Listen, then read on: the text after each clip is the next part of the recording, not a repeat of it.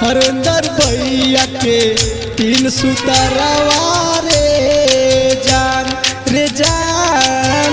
हरेंद्र भैया दुनिया छोड़ के गईलन रे जान रे जान।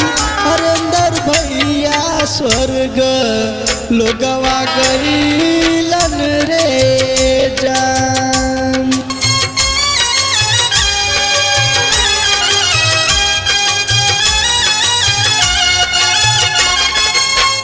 हरेंद्र भैया रन शिष्यन के जनवारे जान रे जान। शिष्या खातिर 3 सूत्र छोड़लन रे जान। हरेंद्र भैया गईले स्वर्ग लोगवा रे जान।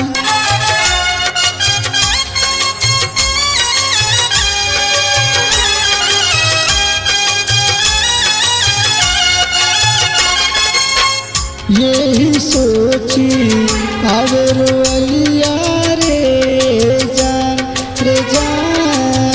सब भैया बहिनी के राह दिखैल रे जान।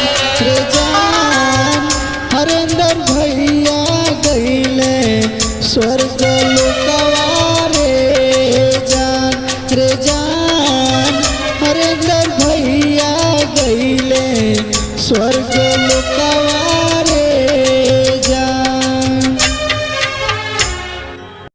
अगर आपको ये गाना पसंद आए तो आप हमारे चैनल को सब्सक्राइब एवं लाइक जरूर करें।